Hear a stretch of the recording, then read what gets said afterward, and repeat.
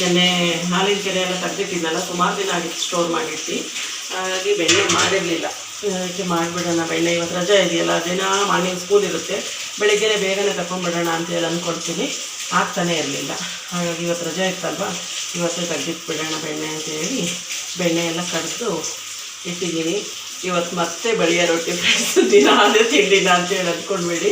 ಯಾಕಂದರೆ ಹೇಳಿದ್ರೆ ರಾತ್ರಿ ಸೊಪ್ಪಿನ ಪಲ್ಯ ಇತ್ತಲ್ವ, ಮನೆಯವರು ಬಳಿಯ ರೊಟ್ಟಿನೇ ಮಾಡಿಬಿಡು ಅಂತೇಳಿ ಹೇಳಿದ್ರು ಇವತ್ತು ತಿಂಡಿ. ಅದಕ್ಕೆ ಚಿಕನ್ ತೊಗೊಂಡು ಬಂದಿದ್ದಾರೆ, ನಾಟಿ ಕೋಳಿ. ಮಧ್ಯಾಹ್ನಕ್ಕೆ ಸಾಂಬಾರು ಮಾಡಬೇಕು. ನಾಟಿ ಕೋಳಿ ಹಾಗೆ ಒಂದು ಅರ್ಧ ಕೆಜಿಯಷ್ಟು ಬಾಯ್ಲರ್ ಕೋಳಿನೂ ತೊಗೊಂಡು ಬಂದಿದ್ದಾರೆ. ಮಾರ್ನಿಂಗ್ಗೆ ಅದು ಫೇವ್ರೇಟ್ ಅಲ್ವಾ, ಹಾಗಾಗಿ ನಾಟಿ ಕೋಳಿ ಸಾರು ಮಾಡಬೇಕು. ಮಧ್ಯಾಹ್ನಕ್ಕೆ ಮಾಡಿಬಿಡೋಣ. ಸೊಪ್ಪಿನ ಪಲ್ಯ ಎಲ್ಲ ಇತ್ತಲ್ವ, ಅದು ಸುಮ್ಮನೆ ಹಾಳಾಗ್ಬಿಡುತ್ತೆ. ಈಗ ಬೆಳಿಗ್ಗೆನೇ ಏನಾರು ನಾನ್ ವೆಜ್ ಮಾಡ್ಕೊಂಡ್ವಿ ಅಂತ ಹೇಳಿದ್ರೆ ಅದ್ರ ಕಡೆ ತಿರುಗಿ ನೋಡೋರು ಒಬ್ಬರು ಇರೋಲ್ಲ, ಆ ಥರ ಆಗ್ಬಿಟ್ಟು ಸುಮ್ಮನೆ ವೇಸ್ಟ್ ಆಗುತ್ತಲ್ಲ ಅಂತ ಅದಕ್ಕೆ ಈಗ ಬಳಿಯ ರೊಟ್ಟಿ ಮಾಡಿಬಿಟ್ಟು ಆ ಪಲ್ಯ ಖಾಲಿ ಮಾಡಿಬಿಟ್ರೆ ಆಮೇಲೆ ಮಧ್ಯಾಹ್ನಕ್ಕೆ ನಾನ್ ವೆಜ್ ಮಾಡ್ಕೊಳ್ಳೋಣ ಅಂತೇಳಿ ಬೆಣ್ಣೆ ಎಲ್ಲ ಕಡ್ದಾಯಿತು ಫ್ರೆಂಡ್ಸ್. ಬೆಣ್ಣೆ ನೋಡಿ ಈ ಥರ ಸಿಕ್ಕಿದೆ ಇಷ್ಟು.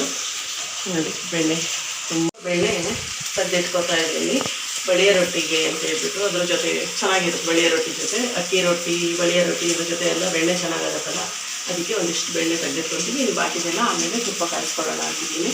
ಒಂದು ಇಟ್ಕೊಳಕ್ಕೆ ಬೋಲ್ ಕೊಡು. ಬಳಿಯ ರೊಟ್ಟಿನೇ ಫ್ರೆಂಡ್ಸ್, ಇವತ್ತು ದಿನ ಬಳಿಯ ರೊಟ್ಟಿನೇ ಆಗೋಗೈತೆ ನಮ್ಮ ಮನೆಯಲ್ಲಿ. ಬಿಸಿ ಬಿಸಿ ಬಿಸಿ ಬೆಣ್ಣೆ ಕಡ್ದಿಟ್ಟಿದ್ದೀನಿ. ಎಷ್ಟು ಬೆಣ್ಣೆ ಸಿಕ್ಕಿದೆ, ಎಷ್ಟು ಬೆಣ್ಣೆ ಇದೆ ಕಾಯಿಸಬೇಕು. ಹಾಗೆ ಇಲ್ಲಿ ಸ್ವಲ್ಪ ಬೆಣ್ಣೆ ತೆಗೆದಿಟ್ಕೊಂಡಿದ್ದೀನಿ ತಿಂಡಿಗೆ ಅಂತ ಹೇಳ್ಬಿಟ್ಟು. ಹಾಗೆ ಮಳೆ ಬರ್ತಾ ಇದೆ, ನೋಡ್ತಾ ಇರ್ಬೋದು. ಬೆಳಿಗ್ಗೆನೇ ಮಳೆ ಶುರು ಆಗಿದೆ ಇವತ್ತು, ಏನಂತ ಗೊತ್ತಿಲ್ಲ. ಬಳೆಯ ರೊಟ್ಟಿ ಹಾಕ್ಬಿಟ್ಟು ಮಾರ್ನಿಂಗ್ಗೆ ತಿಂಡಿ ಹಾಕ್ಕೊಟ್ಟಿದ್ದೀನಿ. ಮಾನ್ಯ ಬೆಣ್ಣೆ ಹಾಕ್ಕೊಡ್ತೀನಿ ಅಂತ ಹೇಳಿದೆ. ಬೆಣ್ಣೆ ಬೇಡ, ನಾನು ಹಾಗೆ ತಿಂತೀನಿ ಸೊಪ್ಪಿನ ಪಲ್ಯದಲ್ಲಿ ಅಂತೇಳ್ಬಿಟ್ಟು ತಿಂಡಿ ತಿಂತಾ ಇದ್ದಾಳೆ. ಅವಳು ತಿಂಡಿ ಆಗಿದ ತಕ್ಷಣ ಮನೆಯವರಿಗೂ ತಿಂಡಿ ಹಾಕ್ಕೊಟ್ಟೆ. ಸೊಪ್ಪಿನ ಪಲ್ಯ ಹಾಗೆ ಅದ್ರ ಜೊತೆ ಬೆಣ್ಣೆ, ಬಿಸಿ ಬಿಸಿ ಆದ ಬಳಿಯ ರೊಟ್ಟಿ. ಟೇಸ್ಟ್ ಅಂತೂ ಅಲ್ಟಿಮೇಟ್ ಅಂತಲೇ ಹೇಳ್ಬೋದು ಫ್ರೆಂಡ್ಸ್, ತುಂಬಾ ಚೆನ್ನಾಗಿತ್ತು. ಇವತ್ತು ಸ್ವಲ್ಪ ಪನ್ನೀರ್ ಕೂಡ ಮಾಡಿಟ್ಕೊಂಬಿಡೋಣ ಅಂತೇಳ್ಬಿಟ್ಟು ಹಾಲಿತ್ತು. ತುಂಬ ಹಾಲು ಉಳಿಯುತ್ತೆ ನಮ್ಮ ಮನೆಯಲ್ಲಿ. ಡೈಲಿ ಅರ್ಧ ಲೀಟ್ರ್ ಹಾಲು ತೊಗೊಂಡ್ರೆ ಪೂರ್ತಿ ಏನು ಖಾಲಿ ಆಗೋದಿಲ್ಲ. ಸ್ವಲ್ಪ ಮೊಸರು ಮಾಡ್ಕೊತೀನಿ. ಹಾಗೆ ಸ್ವಲ್ಪ ಕಾಫಿ ಟೀನೂ ದಿನ ಬೆಳಗ್ಗೆ ಸಂಜೆ ಏನು ಕುಡಿಯೋದಿಲ್ಲ. ಯಾವಾಗಾದರೂ ಕುಡಿಬೇಕಂತ ಅನಿಸಿದ್ರೆ, ಏನಾದ್ರು ಚಳಿ ಇತ್ತು ಅಂತ ಹೇಳಿದ್ರೆ, ಮಳೆ ಬರ್ತಾಯಿದ್ರೆ ಮಾಡಿ ಕುಡಿಯೋದ್ರಿಂದ ಹಾಲು ಸ್ವಲ್ಪ ಉಳಿದೋಗ್ಬಿಡುತ್ತೆ. ಹಾಗಾಗಿ ಒಂದು ಪಾತ್ರೆಗೆ ಹಾಕ್ಬಿಟ್ಟು ಎಲ್ಲ ಹಾಲನ್ನು ತೆಗೆದಿಟ್ಕೊಂಡಿದ್ದೆ ನಾನು ರಾತ್ರಿಯೇ. ಈಗ ಪನ್ನೀರ್ ಮಾಡೋಣ ಅಂತೇಳ್ಬಿಟ್ಟು ಸ್ಟವ್ ಹಚ್ಚಿ ಇಟ್ಕೊಂಡಿದ್ದೀನಿ. ನಾನು ಪನ್ನೀರ್ ಮಾಡೋದಕ್ಕೆ ಅದೇ ರೀತಿ ನಿಂಬೆ ಹುಳಿ ಆಗಲಿ ವಿನೆಗರ್ ಆಗಲಿ ಏನೂ ಬಳಸೋದಿಲ್ಲ. ಫಸ್ಟೆಲ್ಲ ಬಳಸ್ತಾ ಇದ್ದೆ, ನಿಂಬೆಹಣ್ಣು ಹಾಕ್ಬಿಟ್ಟು ಪನ್ನೀರ್ ಮಾಡ್ತಾಯಿದ್ದೆ ನಾನು. ಆದರೆ ಈಗ ನಿಂಬೆ ಹುಳಿ ಏನೂ ಹಿಂಡೋದಿಲ್ಲ, ಹಾಗೆ ಪನ್ನೀರ್ ಮಾಡ್ಕೋತೀನಿ. ತುಂಬಾ ಈಸಿಯಾದ ಮೆಥಡಲ್ಲಿ ಮಾಡ್ಕೊಳ್ಬೋದು. ನನಗೂ ಈ ಥರ ಮಾಡಿದಾಗ ಅನ್ನಿಸ್ತು, ಅಯ್ಯೋ ಇಷ್ಟು ದಿನ ಪನ್ನೀರ್ ಮಾಡೋದಕ್ಕೆ ಎಷ್ಟು ಒದ್ದಾಡ್ತಿದ್ದೆ, ಎಷ್ಟೊತ್ತಾಗುತ್ತೆ ನಿಂಬೆಹಣ್ಣು ಹಿಂಡಿ ತಿರುಗಿಸ್ತಾನೇ ಇರಬೇಕು, ಪನ್ನೀರ್ ಬೇಗ ಆಗೋದೇ ಇಲ್ಲ ಅಂತೇಳಿ ಅನ್ನಿಸ್ತಾ ಇತ್ತು. ಇದು ತುಂಬಾ ಈಸಿ ಮೆಥಡ್ ಅಂತೇಳಿ ಅನ್ನಿಸ್ತು. ಈಗ ಹಾಲು ಕಾಯಿಸಿಟ್ಕೊಂಡಿರ್ತೀವಲ್ವ ರಾತ್ರಿ, ಬೆಳಗ್ಗೆ ಎದ್ದು ಹಾಲು ಮತ್ತೊಂದು ಸರಿ ಕಾಯಿಸಿದ್ರೆ ಹಾಲು ಚೆನ್ನಾಗಿರುತ್ತೆ. ಕಾಯಿಸ್ದೇಲೇ ಇದ್ದರೆ ಹಾಲು ಒಡೆದೋದಾಗ ಆಗ್ಬಿಡುತ್ತಲ್ವ. ಹಾಲು ಒಡೆದೋದ್ರೇ ಅಲ್ವಾ ಪನ್ನೀರ್ ರೆಡಿ ಆಗೋದು. ಅದಕ್ಕೆ ನಾನೇನು ಮಾಡ್ತೀನಿ, ಹಾಲನ್ನು ಕಾಯಿಸಿಟ್ಬಿಟ್ಟು ಒಂದು 10-12 ಗಂಟೆ ಟೈಮು ಹಾಗೆ ಇಟ್ಬಿಡ್ತೀನಿ. ತಣ್ಣಗಾದ್ಮೇಲೆ ಪ್ಲೇಟ್ ಮುಚ್ಚಿಬಿಟ್ಟು ಇಟ್ಬಿಡ್ತೀನಿ. ಒಂದು 10-12 ಗಂಟೆ ಟೈಮ್ ಬಿಟ್ಬಿಟ್ಟು ಸ್ಟವ್ ಹಚ್ಬಿಟ್ಟು ಇಟ್ಬಿಟ್ರೆ ಕೇವಲ 10-12 ನಿಮಿಷದಲ್ಲಿ ಸೂಪರಾಗಿ ಈ ರೀತಿಯಾದ ಪನ್ನೀರ್ ರೆಡಿ ಆಗುತ್ತೆ. ಈಗ ಪನ್ನೀರ್ ಎಲ್ಲ ಶೋಧಿಸ್ಕೊಬೇಕು, ಅದನ್ನು ತೆಗೆದು ಸ್ಟವಿಂದ ಕೆಳಗಿಳಿಸಿಟ್ಕೊಂಡಿದ್ದೀನಿ. ಹಾಗೇ ಇನ್ನೊಂದು ಪಾತ್ರೆ ಇಟ್ಕೊಂಡು ಸ್ವಲ್ಪ ಎಣ್ಣೆ ಹಾಕ್ಕೊಂಡು ಒಂದು ಈರುಳ್ಳಿನ ಚಿಕ್ಕ ಚಿಕ್ಕದಾಗಿ ಕಟ್ ಮಾಡಿಕೊಂಡು ಸೇರಿಸ್ಕೊತಾ ಇದ್ದೀನಿ. ಭಾನುವಾರ ಇವತ್ತು ಸ್ವಲ್ಪ ಬ್ಯುಸಿನೇ ಅಂತ ಹೇಳ್ಬೋದು. ಏನಾಯಿತು ಏನು ಅಂತ ಹೇಳ್ಬಿಟ್ಟು ಆಮೇಲೆ ಹೇಳ್ತೀನಿ ನಾನು. ಈಗ ಒಂದು ಟೊಮೆಟೊನ ಸೇರಿಸ್ಕೊಳ್ತಾ ಇದ್ದೀನಿ. ಟೊಮೆಟೊ ಎಲ್ಲ ಚೆನ್ನಾಗಿ ಫ್ರೈ ಆಗ್ತಿದ್ದಾಗೆ ಇದಕ್ಕೆ ಸ್ವಲ್ಪ ಅರಿಶಿನ ಪುಡಿ ಹಾಕ್ಕೊಳ್ತಾ ಇದ್ದೀನಿ. ಅರಿಶಿನ ಪುಡಿನೂ ಈರುಳ್ಳಿ ಟೊಮೆಟೊಗಳ ಜೊತೆ ಚೆನ್ನಾಗಿ ಎಲ್ಲ ಮಿಕ್ಸ್ ಮಾಡ್ಕೊಂಬಿಡೋಣ. ಈಗ ಇದಕ್ಕೆ ಒಂದು ಅರ್ಧ ಕೆಜಿಯಷ್ಟು ಚಿಕನ್ ಸೇರಿಸ್ಕೊತಾ ಇದ್ದೀನಿ. ಬಾಯ್ಲರ್ ಕೋಳಿ ತಗೊಂಡಿರೋದು ನಾನಿಲ್ಲಿ. ಮಾನ್ಯಂಗೆ ಈ ಚಿಕನ್ ಅಂದರೆ ತುಂಬ ಇಷ್ಟ ಆಗುತ್ತೆ. ನಾಟಿ ಕೋಳಿನೂ ತೊಗೊಂಡು ಬಂದಿದ್ದರು. ಅವಳು ಈ ಚಿಕನ್ ಅಂದರೆ ತುಂಬ ಇಷ್ಟಪಟ್ಟು ತಿಂತಾಳೆ. ಹಾಗಾಗಿ ಇದನ್ನೇ ಮಾಡೋಣ ಅಂತೇಳ್ಬಿಟ್ಟು ಮಾಡ್ತಾಯಿದ್ದೀನಿ. ಚಿಕನ್ ಹಾಕ್ಕೊಂಡು ರುಚಿಗೆ ಎಷ್ಟು ಬೇಕಷ್ಟು ಉಪ್ಪು ಸೇರಿಸ್ಕೊಂಡಿದ್ದೀನಿ. ಚೆನ್ನಾಗಿ ಎಲ್ಲ ಮಿಕ್ಸ್ ಮಾಡ್ಕೊಳ್ಳೋಣ. ಇದು ಸ್ವಲ್ಪ ನೀರೆಲ್ಲ ಬಿಟ್ಕೊಂಡು ನೀರು ಡ್ರೈ ಆಗಬೇಕು. ಅಷ್ಟರಲ್ಲಿ ಮಸಾಲೆ ರುಬ್ಕೊಂಡ್ಬಿಡ್ತೀನಿ. ಒಂದು 2 ಗೆಡ್ಡೆಯಷ್ಟು ಬೆಳ್ಳುಳ್ಳಿ, ಸ್ವಲ್ಪ ಕಾಳುಮೆಣಸು, ಒಂದು ಅರ್ಧ ಸ್ಪೂನಷ್ಟು, ಒಂದು 10ರಿಂದ 12 ಗೋಡಂಬಿ, 1 ಪೀಸಷ್ಟು ಚಕ್ಕೆ, ಒಂದು 4 ಲವಂಗ, ಒಂದು 2 ಏಲಕ್ಕಿ, ಖಾರಕ್ಕೆ ಎಷ್ಟು ಬೇಕಷ್ಟು ಹಸಿಮೆಣಸಿನ್ಕಾಯಿ. ನಾನು ಒಂದು 6ರಿಂದ 7 ಹಸಿಮೆಣಸಿನ್ಕಾಯಿ ಹಾಕ್ಕೊಂಡಿದ್ದೀನಿ. ಜೊತೆಗೆ ಸ್ವಲ್ಪ ಕೊತ್ತಂಬರಿ ಸೊಪ್ಪು ಹಾಕ್ಕೊಂಡು ಸ್ವಲ್ಪ ಉಪ್ಪು ಸೇರಿಸ್ಕೊಂಡು ಇದನ್ನು ಫುಲ್ಲು ಫೈನ್ ಪೇಸ್ಟಾಗಿ ಗ್ರೈಂಡ್ ಮಾಡ್ಕೊಬೇಕು. ಗೋಡಂಬಿ ಎಲ್ಲ ಹಾಕಿರೋದ್ರಿಂದ ಆದಷ್ಟು ಫೈನಾಗಿ ಗ್ರೈಂಡ್ ಆಗಬೇಕು. ಈಗ ಅದು ಗ್ರೈಂಡ್ ಮಾಡ್ಕೊಳ್ಳೋ ಅಷ್ಟೊತ್ತಲ್ಲಿ ಇಲ್ಲಿ ನೀರು ಕೂಡ ಡ್ರೈ ಆಗಿದೆ, ನೋಡ್ತಾ ಇರ್ಬೋದು. ಈಗ ರುಬ್ಬಿಟ್ಟಿರುವಂಥ ಮಸಾಲೆನೆಲ್ಲ ಇದಕ್ಕೆ ಸೇರಿಸ್ಕೊಂಡು ಬಿಡ್ತೀನಿ. ಹಾಗೆ ಮಿಕ್ಸಿ ಜಾರೆಲ್ಲ ವಾಶ್ ಮಾಡಿಕೊಂಡು ಆ ನೀರನ್ನು ಕೂಡ ಸೇರಿಸ್ಕೊಂಡು ಚೆನ್ನಾಗೆಲ್ಲ ಒಂದು ರೌಂಡ್ ಮಿಕ್ಸ್ ಮಾಡ್ಕೊಂಬಿಡೋಣ. ಮಸಾಲೆ ಎಲ್ಲ ಮಿಕ್ಸ್ ಮಾಡಿಕೊಂಡು ನೋಡ್ಕೊಳ್ಳಿ ಯಾವ ಕನ್ಸಿಸ್ಟೆನ್ಸಿಯಲ್ಲಿದೆ ಅಂತ. ಗಟ್ಟಿಯಾಗಿತ್ತು ಅಂತ ಹೇಳಿದರೆ ಇನ್ನೊಂದು ಸ್ವಲ್ಪ ನೀರು ಸೇರಿಸ್ಕೊಂಡು ಚೆನ್ನಾಗಿ ಒಂದು 10 ನಿಮಿಷಗಳ ಕಾಲ ಕುದಿಸ್ಕೊಂಡ್ಬಿಟ್ರೆ ಸೂಪರಾಗಿರೋ ಚಿಕನ್ ಗ್ರೇವಿ ರೆಡಿ ಆಗುತ್ತೆ. 10 ನಿಮಿಷ ಫ್ರೆಂಡ್ಸ್ ಮಾತಾಡೋಣ ಅಂತೇಳಿ ಕೂತ್ಕೊಂಡ್ವಿ. ನಾನು ನನ್ನ ಹೊರ್ಗೆತ್ತಿ ನನ್ನ ಸೊಸೆ ಎಲ್ಲರೂ ಕೂತ್ಕೊಂಡು ಕೂತ್ಕೊಂಡ್ವಿ. 10 ನಿಮಿಷ ಹೋಗಿ 2 ಗಂಟೆ ಟೈಮ್ ಕೂತ್ಕೊಂಡು ಇಬ್ಬರು 3 ಜನನೂ ಅದು ಇದು ಮಾತಾಡ್ಕೊಂಡು ನೆಗಾಡ್ಕೊಂಡು ಬರೋ ಅಷ್ಟೊತ್ತಲ್ಲಿ ಟೈಮ್ ಆಲ್ರೆಡಿ 1:30 ಆಗಿಬಿಟ್ಟಿದೆ. ಮಾನ್ಯ ಕೆಂಡ ಮಂಡಲ ಆಗಿ ಕಾಯ್ತಾ ಇದ್ಲು. ಚಿಕನ್ ಎಲ್ಲ ಬೆಳಿಗ್ಗೆ ತಂದಿಟ್ಟಿದ್ದು ಫ್ರೆಂಡ್ಸ್. ಇನ್ನೂ ಪಾತ್ರೆ ಎಲ್ಲ ತೊಳೆದಿಲ್ಲ. ನೋಡಿ ಇಲ್ಲಿ ಪಾತ್ರೆಗಳೆಲ್ಲ ಹಂಗೆ ಬಿದ್ದಿದ್ದಾವೆ. ಏನು ಕೆಲಸ ಮಾಡಿಲ್ಲ, ಸುಮ್ಮನೆ ಸುಮಾರು ದಿನ ಆಗಿತ್ತು ಅಂತ ಎಲ್ಲ ಕೂತ್ಕೊಂಡು ಮಾತಾಡ್ತಾ ಕೂತ್ಕೊಂಡ್ವಿ. ಟೈಮ್ ಪಾಸ್ ಆಗಿದ್ದೇ ಗೊತ್ತಾಗಿಲ್ಲ. ಈಗ ಬಂದು ಒಂದು ಅರ್ಧ kg ಬಾಯ್ಲರ್ ಕೋಳಿ ತೊಗೊಂಡು ಬಂದಿದ್ರಲ್ಲ ಚಿಕನ್ನು, ಅದನ್ನು ಗೊಜ್ಜು ಮಾಡಿಬಿಡೋಣ ಅಂತೇಳಿ ಮನೆಯವರು ಮದುವೆಗೆ ಹೋಗಿದ್ದಾರೆ. ರೈಸಿಗೆ ಇಟ್ಕೊಂಡಿದ್ದೀನಿ. ಈ ಕಡೆ ಚಿಕನ್ ಗೊಜ್ಜು ಮಾಡ್ತಾಯಿದ್ದೀನಿ. ಹಾಗೆ ಪನ್ನೀರ್ ಕೂಡ ಈಗ ಬಂದು ಪನ್ನೀರ್ ಮಾಡಿದೆ. ಇನ್ನು ಇದನ್ನು ಸೋಸಿಟ್ಟಿಲ್ಲ, ಬೇಗನೆ ಆಗೋಗ್ಬಿಡುತ್ತೆ. ಇದೇ ರೀತಿ ಪನ್ನೀರ್ ಮಾಡೋದು. ಈಗ ನಾನು ಹಾಲು ಕಾಯಿಸ್ಬಿಟ್ಟು ಒಂದು 10ರಿಂದ 12 ಗಂಟೆ ಟೈಮು ಅದನ್ನು ಹಾಗೆ ಬಿಟ್ಬಿಟ್ರೆ ಸಾಕು. ನೀವು ಕೋಲ್ಡ್ ಆಗೋಕ್ಕೂ ಬಿಡಬೇಡಿ, ಏನು ಇಡಬೇಡಿ. ಹಂಗೆ ಹೊರಗಡೆ ಒಂದು ಪ್ಲೇಟ್ ಮುಚ್ಚಿಬಿಟ್ಟು ಇಟ್ಬಿಟ್ರೆ ಅದು ಕರೆಕ್ಟಾಗಿ ಅದೇ ಹಾಲು ಒಡೆದೋಗೋ ಟೈಮ್ ಅಂತ ಹೇಳಿರುತ್ತಲ್ವ ಆ ಟೈಮ್ ಬರುತ್ತೆ. ಬಂದಾಗ ಒಂದು 10 ನಿಮಿಷ ಸ್ಟವ್ ಹಚ್ಬಿಟ್ಟು ಐ ಫ್ಲೇಮಲ್ಲಿ ಕುದಿಸ್ಕೊಂಡ್ರಿ ಅಂತ ಹೇಳಿದ್ರೆ ಸೂಪರಾಗಿರೋ ಪನ್ನೀರ್ ರೆಡಿ ಆಗುತ್ತೆ. ಅದಕ್ಕೆ ಏನು ಭಾರಿ ಕಷ್ಟಪಡಬೇಕು, ವಿನೆಗರ್ ಹಾಕಬೇಕು, ನಿಂಬೆಹಣ್ಣು ಹಿಂಡಬೇಕು, ಇದೆಲ್ಲ ಬೇಡ. ನಿಂಬೆಹಣ್ಣು ವಿನೆಗರ್ ಎಲ್ಲ ಹಾಕ್ಬಿಟ್ರೆ ಸ್ವಲ್ಪ ಹುಳಿ ಇರುತ್ತಲ್ವ ಪನ್ನೀರು. ಈ ಥರ ಒಂದು ಸಾರಿ ಮಾಡ್ಕೊಂಡು ನೋಡಿ, ತುಂಬಾ ಚೆನ್ನಾಗಾಗುತ್ತೆ ಪನ್ನೀರು. ಸ್ವೀಟಾಗಿ ಎಷ್ಟು ಚೆನ್ನಾಗಿತ್ತು. ಲಾಸ್ಟ್ ಟೈಮು ಇದೇ ಥರನೇ ಮಾಡಿದ್ದು ನಾನು. ಲಾಸ್ಟ್ ಟೈಮ್ ಒಂದು ಸರಿ ತೋರಿಸಿದ್ನಲ್ವ, ಮನೆಯಲ್ಲೇ ಮಾಡಿದ್ದೀವಿ ಪನ್ನೀರ್ ಅಂತ ಹೇಳ್ಬಿಟ್ಟು ಆ ಥರನೇ ಮಾಡಿದ್ದೀನಿ. ಈಗ ಇದನ್ನು ಒಂದು ವೈಟ್ ವೇಲಲ್ಲಿ ನೀಟಾಗಿ ಸೋಸ್ಬಿಟ್ಟು ನೀರೆಲ್ಲ ಹಿಂಡಿ ಇಟ್ಟು ಪನ್ನೀರ್ ರೆಡಿ ಮಾಡ್ಕೊಂಡ್ಬಿಡ್ತೀನಿ. ಕುದಿಯೋಕ್ಕೆ ಶುರು ಆಗಿದೆ ಫ್ರೆಂಡ್ಸ್. ಈಗ ಒಂದು ಮೀಡಿಯಮ್ ಫ್ಲೇಮ್ ಮಾಡಿಬಿಟ್ಟು ಏರ್ ಕ್ಲೋಸ್ ಮಾಡಿಬಿಟ್ಬಿಟ್ರೆ ಸಾಕು. ಹಾಕ್ಕೊಂಡು ಸೋಸ್ಕೊತೀನಿ.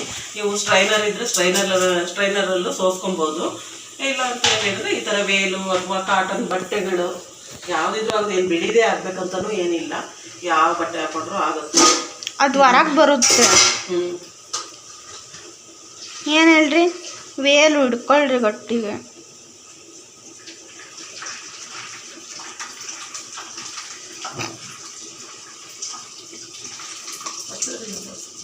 ಅಷ್ಟಕ್ಕಂದಿರ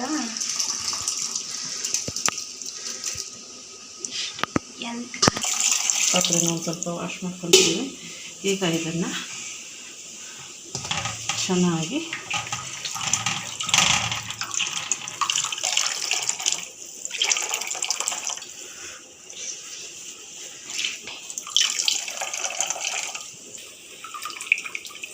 ನೋಡಿ ಫ್ರೆಂಡ್ಸ್, ಜಾಸ್ತಿ ಏನು ಪನ್ನೀರ್ ಸಿಗಲ್ಲ ಫ್ರೆಂಡ್ಸ್. ಹಾಲಲ್ಲಿ ಅಂದ್ಕೊತೀವಿ 1.5 ಲೀಟ್ರಿಗೆ ಇಷ್ಟು, 2 ಲೀಟ್ರಿಗೆ ಇಷ್ಟು ಅಂತ ತೋರಿಸ್ತಾರೆ. ಅಂದ ತಕ್ಷಣ ಏನು ಅರ್ಧ kg 1 kg ಸಿಗಲ್ಲ. ಇಷ್ಟೇ ಪನ್ನೀರ್ ಆಗಿದ್ದು 1.5 ಲೀಟ್ರ್ ಹಾಲಿಗೆ. ಅದು ಮತ್ತು ಗಟ್ಟಿ ಹಾಲು, ಹಳ್ಳಿ ಹಾಲು, ಏನು ಯಾವ ಥರದ್ದು ಇದೇನಲ್ಲ, ಪ್ಯಾಕೆಟ್ ಹಾಲಲ್ಲ, ಏನೂ ಅಲ್ಲ, ನಮ್ಮ ಮನೇಲಿ ಯೂಸ್ ಮಾಡೋದು.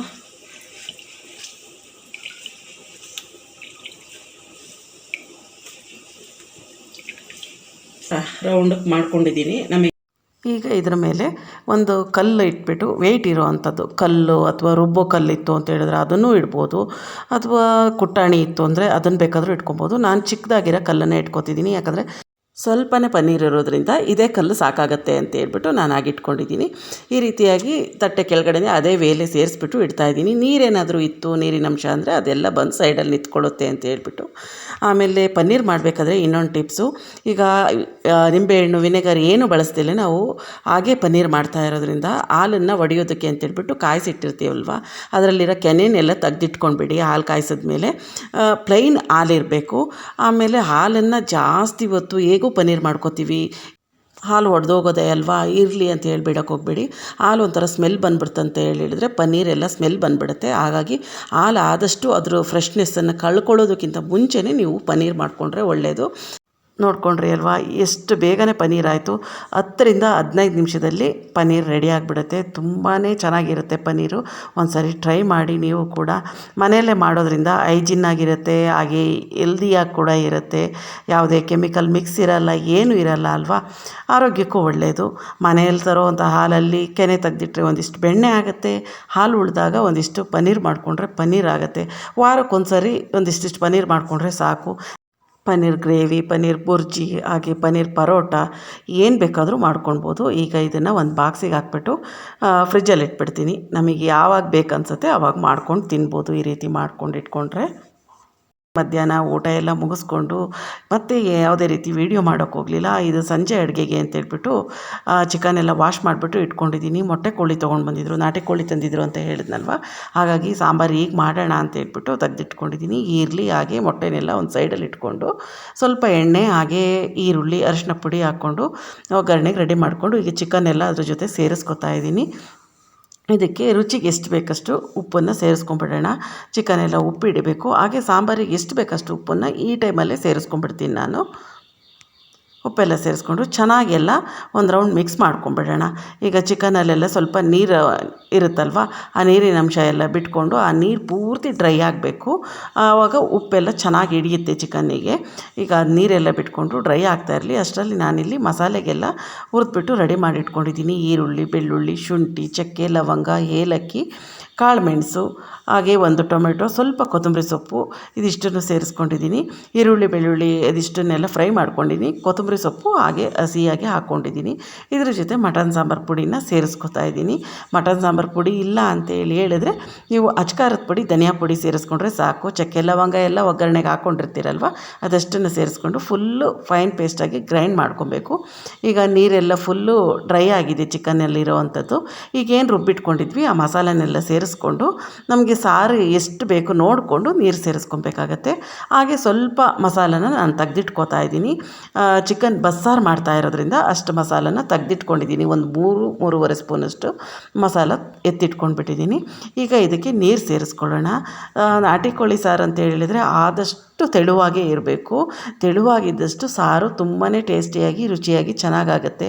ಅದಕ್ಕೆ ನಾನು ಇವತ್ತು ಸ್ವಲ್ಪ ತೆಳುವಾಗೇ ಮಾಡ್ಕೊಡ್ತಾ ಇದ್ದೀನಿ ಸಾರನ್ನು. ಮುದ್ದೆಗೆ ಮಾಡ್ತಾ ಇರೋದ್ರಿಂದ ಸ್ವಲ್ಪ ತೆಳುವಾಗೇ ಮಾಡ್ತಾಯಿದ್ದೀನಿ. ಇನ್ನೊಂದು ಸ್ವಲ್ಪ ನೀರು ಸೇರಿಸ್ಕೊಂಡು ಬಿಡ್ತೀನಿ. ನಾವು ಸಾರು ಯಾವ ಕ್ವಾಂಟಿಟಿಗೆ ಮಾಡ್ತೀವಿ ಆ ಕ್ವಾಂಟಿಟಿ ನೋಡಿಕೊಂಡೇ ನೀರು ಸೇರಿಸ್ಕೊಂಡ್ರೆ ಒಳ್ಳೆಯದು. ಯಾಕಂತ ಹೇಳಿದರೆ ಚಿಕನ್ ಎಲ್ಲ ಬೆಂದರೆ ಅದರಲ್ಲಿ ಅದರ ಘಮ ಎಲ್ಲ ಆ ನೀರಲ್ಲಿ ಸೇರ್ಕೊಂತು ಅಂತ ಹೇಳಿದರೆ ಸಾರು ತುಂಬಾ ರುಚಿಯಾಗುತ್ತೆ.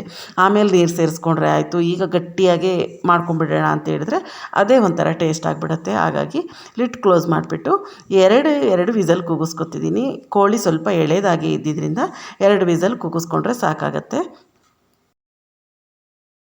ವಿಸಲ್ ಕೂಡ ತಣ್ಣಗಾಗಿದೆ. ಈ ಕಡೆ ಇನ್ನೊಂದು ಬಾಣಲೆಯಲ್ಲಿ ಒಗ್ಗರಣೆ ಮಾಡಿಕೊಂಡು ಒಂದು ಈರುಳ್ಳಿನ ಚಿಕ್ಕದಾಗಿ ಕಟ್ ಮಾಡಿಕೊಂಡು ಒಗ್ಗರಣೆ ಮಾಡಿಕೊಂಡು ಆವಾಗಲೇ ಎತ್ತಿಟ್ಟಿದ್ನಲ್ವ ಖಾರ ಹಾಕಿರೋವಂಥ ಮಸಾಲೆನ ಅದು, ಹಾಗೆ ಅದ್ರ ಜೊತೆ ರುಬ್ಬಿಟ್ಟಿರೋವಂಥ ತೆಂಗಿನಕಾಯಿನ ಒಂದು 2 ಸ್ಪೂನಷ್ಟು ಸೇರಿಸ್ಕೊಂಡು ಸ್ವಲ್ಪ ಉಪ್ಪು ಹಾಕ್ಕೊಂಡು ಆ ಮಸಾಲೆನೆಲ್ಲ ಒಂದು 2-3 ನಿಮಿಷ ಚೆನ್ನಾಗಿ ಕುದಿಸ್ಕೊಂಡಿದ್ದೀನಿ. ಈಗ ಬೆಂದಿರೋವಂಥ ಚಿಕನನ್ನೆಲ್ಲ ಇದಕ್ಕೆ ಸೇರಿಸ್ಕೊತಿದ್ದೀನಿ ಆ ಮಸಾಲೆ ಜೊತೆ. ನಾಟಿ ಕೋಳಿ ಅಂತ ಹೇಳಿದ್ರೆ ಬಸ್ಸಾರು ಮಾಡಿದ್ರೇ ನಮ್ಮ ಮನೇಲಿ ತುಂಬ ಇಷ್ಟ ಆಗೋದು. ಕಡುಬು ಇದೆ, ರೊಟ್ಟಿ ಈ ಥರ ಏನಾರು ಮಾಡಿದ್ರೆ ಸ್ವಲ್ಪ ಗಟ್ಟಿಯಾಗಿ ಸಾರಲ್ಲೇ ಬಿಟ್ಬಿಡ್ತೀನಿ ಚಿಕನನ್ನು. ಮುದ್ದೆಗೆಲ್ಲ ಮಾಡೋದಾದರೆ ಈ ರೀತಿ ಬಸ್ಸಾರು ಮಾಡಿಕೊಂಡ್ರೆ ಇಷ್ಟಪಡ್ತಾರೆ ಮನೆಯವರು. ಚಿಕನನ್ನೆಲ್ಲ ಒಗ್ಗರಣೆ ಮಾಡಿಕೊಂಡೆ. ಸಾರಿಗೆ ಇನ್ನೂ ಕಾಯಿ ಸೇರಿಸ್ಕೊಂಡಿರಲಿಲ್ಲ ನಾನು. ಚಿಕನೆಲ್ಲ ತೆಗೆದ್ಬಿಟ್ಟು ಒಗ್ಗರಣೆ ಮಾಡಿಕೊಂಡು ಈಗ ಕೊನೆಯದಾಗಿ ರುಬ್ಬಿರುವಂಥ ಕಾಯಿ ಸೇರಿಸ್ಕೊತಿದ್ದೀನಿ. ಕಾಯಿ ಕೂಡ ಸ್ವಲ್ಪನೇ ಹಾಕ್ಕೊಳ್ಬೇಕು. ಸಾಂಬಾರು ಆದಷ್ಟು ತೆಳುವಾಗಿರಬೇಕು. ನಾಟಿ ಕೋಳಿ ಸಾರು ನೀವು ಎಷ್ಟು ತೆಳುವಾಗಿ ಮಾಡ್ಕೊತೀರೋ ಅಷ್ಟು ಟೇಸ್ಟ್ಫುಲ್ಲಾಗಿ ಚೆನ್ನಾಗಿರುತ್ತೆ. ಈಗ ಚಿಕನ್ ಎಲ್ಲ ಆಲ್ಮೋಸ್ಟ್ ಎಲ್ಲ ರೆಡಿ ಆಗ್ತಾ ಬಂತು. ಬಸ್ಸಾರಿನ ಚಿಕನ್ ಅಂತೂ ಘಮ ಘಮ ಅಂತೇಳಿ ಸಖತ್ತಾಗಿ ಸ್ಮೆಲ್ ಬರ್ತಾಯಿತ್ತು. ಅದರಲ್ಲೂ ಮೊಟ್ಟೆ ಕೋಳಿ ಅಂತ ಹೇಳಿದರೆ ಕೇಳಬೇಕಾ, ಇನ್ನೂ ಟೇಸ್ಟ್ಫುಲ್ಲಾಗಿ ಚೆನ್ನಾಗಿರುತ್ತೆ. ಚಿಕನ್ ಈ ಕಡೆ ರೆಡಿ ಆಗೋ ಅಷ್ಟರಲ್ಲಿ ಆ ಕಡೆ ಸೈಡು ಸಾರು ಕುದಿಯೋದಕ್ಕೆ ಅಂತ ಹೇಳಿ ಇಟ್ಕೊಂಡಿದ್ನಲ್ವ, ಸಾರು ಕೂಡ ರೆಡಿಯಾಗಿದೆ. ಸಾರು ನೋಡ್ತಾ ಇರ್ಬೋದು ಈ ರೀತಿಯಾಗಿ ಜಿಡ್ಡು ಬಿಟ್ಕೊಂಡು ಬಂತು ಅಂತ ಹೇಳಿದರೆ ಸಾರು ಪರ್ಫೆಕ್ಟಾಗಿ ರೆಡಿಯಾಗಿದೆ ಅಂತ ಹೇಳ್ಬಿಟ್ಟು ನೋಡ್ತಾ ಇದ್ದೀರಲ್ಲ, ಎಷ್ಟು ತೆಳುವಾಗಿ ಮಾಡ್ಕೊಂಡಿದ್ದೀನಿ. ಈ ರೀತಿಯಾಗಿ ತೆಳುವಾಗೇ ಇರಬೇಕು ಸಾರು. ಹಾಗೆ ಈ ಕಡೆ ಸ್ಟವಲ್ಲಿ ಮುದ್ದೆಗೆ ಇಟ್ಕೊಂಡಿದ್ದೀನಿ. ಸಾಂಬಾರು ಹೇಗೂ ರೆಡಿಯಾಗಿದೆ. ಇನ್ನು ಮುದ್ದೆ ಆಗೋಷ್ಟರಲ್ಲಿ ಇನ್ನೊಂದು 10 ನಿಮಿಷ ಟೈಮ್ ಆಗುತ್ತೆ. ಅಷ್ಟರಲ್ಲಿ ಮನೆಯವರಿಗೆ ಸ್ವಲ್ಪ ನಾಟಿ ಕೋಳಿ ಸಾರು ಹಾಕ್ಕೊಟ್ಬಿಡೋಣ ಅಂತೇಳ್ಬಿಟ್ಟು ಹಾಕ್ಕೊಡ್ತಾಯಿದ್ದೀನಿ. ಯಾರ ಮನೆಯಲ್ಲೆಲ್ಲ ನಾಟಿ ಕೋಳಿ ಸಾರು ಮಾಡಿದಾಗ ಈ ರೀತಿಯಾಗಿ ಸಾಂಬಾರನ್ನು ಕುಡಿಯೋದಕ್ಕೆ ಇಷ್ಟಪಡ್ತೀರಾ ಅವರೆಲ್ಲ ಪ್ಲೀಸ್ ಒಂದು ಲೈಕ್ ಮಾಡಿ, ಹಾಗೆ ಕಮೆಂಟ್ ಕೂಡ ಮಾಡಿ ಮರಿಬೇಡಿ. ನೋಡೋಣ ಎಷ್ಟು ಜನಕ್ಕೆ ಇಷ್ಟ ಆಗುತ್ತೆ ನಾಟಿ ಕೋಳಿ ಸಾರು ಕುಡಿಯೋದಕ್ಕೆ ಅಂತೇಳ್ಬಿಟ್ಟು ಗೊತ್ತಾಗುತ್ತೆ. ಅದ್ರ ಜೊತೆ ಒಂದು 2 ಪೀಸ್ ಹಾಕ್ಕೋತಾ ಇದ್ದೀನಿ. ಮೊಟ್ಟೆ ಕೋಳಿ ಆಗಿರೋದ್ರಿಂದ ಒಂದು ಮೊಟ್ಟೆ ಕೂಡ ಸೇರಿಸ್ಕೊತೀನಿ. ಹಾಗೆ ಬೆಳಿಗ್ಗೆ ಬೆಣ್ಣೆ ಮಾಡಿಟ್ಟಿದ್ನಲ್ವ, ಒಂದು 2 ಸ್ಪೂನಷ್ಟು ಬೆಣ್ಣೆ ಕೂಡ ಸೇರಿಸ್ಕೊತೀನಿ. ನಾಟಿ ಕೋಳಿ ಸಾರು ಜೊತೆ ಬೆಣ್ಣೆ ಹಾಕ್ಕೊಂಡು ಕುಡಿತಾ ಇದ್ದರೆ ಆಹಾ ಏನು ಟೇಸ್ಟಾಗಿರುತ್ತೆ ಗೊತ್ತಾ, ನಿಜವಾಗ್ಲೂ ಸಕ್ಕತ್ತಾಗಿರುತ್ತೆ. ನಾಟಿ ಕೋಳಿ ಸಾರು ಹಾಗೆ ಬೆಣ್ಣೆ ಹಾಕ್ಕೊಂಡು ಸಾರು ಕುಡ್ಕೊಂಡು 2 ಪೀಸ್ ತಿಂತಾಯಿದ್ರೆ ಆಹಾ ಎಷ್ಟು ಚೆನ್ನಾಗಿರುತ್ತೆ ಗೊತ್ತಾ. ನಿಜವಾಗ್ಲೂ ಈ ಚಳಿಗೂ ಅದಕ್ಕೂ ನಾಟಿ ಕೋಳಿ ಸಾರು ತುಂಬಾ ಟೇಸ್ಟ್ಫುಲ್ ಸಖತ್ತಾಗಿರುತ್ತೆ. ನೀವು ಒಂದ್ಸರಿ ಟ್ರೈ ಮಾಡಿ. ನಾಟಿ ಕೋಳಿ ಸಾರು ಫುಲ್ ರೆಸಿಪಿ ನಾನು ಡೀಟೇಲಾಗಿ ತೋರಿಸಿಲ್ಲ, ಆದರೆ ಹಳೆ ವಿಡಿಯೋದಲ್ಲಿ ಇದೆ ರೆಸಿಪಿ ಯಾವ ರೀತಿ ಮಾಡೋದು ಏನು ಅಂತ ಹೇಳ್ಬಿಟ್ಟು. ಬೆಣ್ಣೆ ಇತ್ತು ಅಂತ ಹೇಳಿದ್ರು ಖಂಡಿತವಾಗ್ಲೂ ಒಂದ್ಸರಿ ನಾಟಿ ಕೋಳಿ ಸಾರು ಮಾಡ್ಕೊಂಡು ಒಂದು ಸ್ವಲ್ಪ ಬೆಣ್ಣೆ ಹಾಕ್ಕೊಂಡು ಬಿಸಿ ಬಿಸಿಯಾಗಿರೋ ಸಾರು ಕೊಡ್ಬೇಡ್ರಿ. ಶೀತ ಕೆಮ್ಮು ಏನಿದ್ರು ಮಾಯ ಆಗೋಗ್ಬಿಡುತ್ತೆ. ಓಕೆನಾ, ಇದನ್ನು ಮನೆಯವ್ರಿಗೆ ಕೊಟ್ಬಿಡ್ತೀನಿ.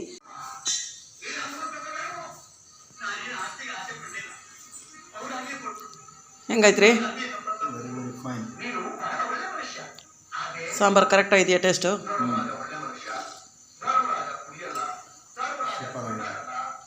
ಚೆನ್ನಾಯ್ತು ಹಂಗಾರೆ, ಸಾರ್ಥಕ ಆಯ್ತು ಬಿಡ್ರಿ. ಹಾಂ, ಸಾರ್ಥಕ ಆಯ್ತು ಬಿಡ್ರಿ ಹಂಗಾರೆ.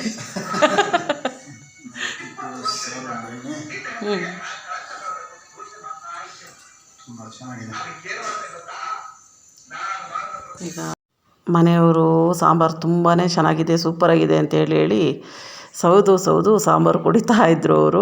ನನಗೂ ತುಂಬ ಖುಷಿಯಾಯಿತು. ನಾನು ಯಾವುದೇ ಅಡುಗೆ ಮಾಡಲಿ ಮನೆಯಲ್ಲಿ ಗಂಡ ಮಕ್ಕಳು ಯಾರೇ ಆಗಲಿ ಮನೇಲಿರೋರು ತುಂಬ ಖುಷಿಯಾಗಿ ಅದನ್ನು ಒಂಥರ ಸೌದು ಊಟ ಮಾಡಿದ್ರು ಅಂತ ಹೇಳಿದ್ರೆ ಆ ರುಚಿನ ಸೌಕೊಳ್ತಾ ತುಂಬಾ ಖುಷಿಯಾಗತ್ತೆ. ಇವತ್ತು ಅವರಿಗೂ ತುಂಬಾ ಇಷ್ಟ ಆಯಿತು. ಆದರೆ ಆ ಟಿ ವಿ ಸೌಂಡಲ್ಲಿ ಅವ್ರು ಮಾತಾಡಿರೋದು ಏನೂ ಕೇಳಿಲ್ಲ. ನನಗೂ ಆ ವಿಡಿಯೋ ಮಾಡ್ಬೇಕಾದ್ರೆ ಟಿ ವಿ ಸೌಂಡನ್ನು ಮ್ಯೂಟ್ ಮಾಡಬೇಕು ಅಂತೇಳಿ ನೆನಪಾಗಿಲ್ಲ. ವಿಡಿಯೋ ಮಾಡ್ಕೊಂಡು ಹಾಗೆ ಕೇಳಿಬಿಟ್ಟಿದ್ದೀನಿ. ಅವ್ರು ಹೇಳಿರೋದೇ ಸರಿಯಾಗಿ ಕೇಳಿಸಿಲ್ಲ, ಆ ಥರ ಆಗಿಬಿಟ್ಟಿದೆ.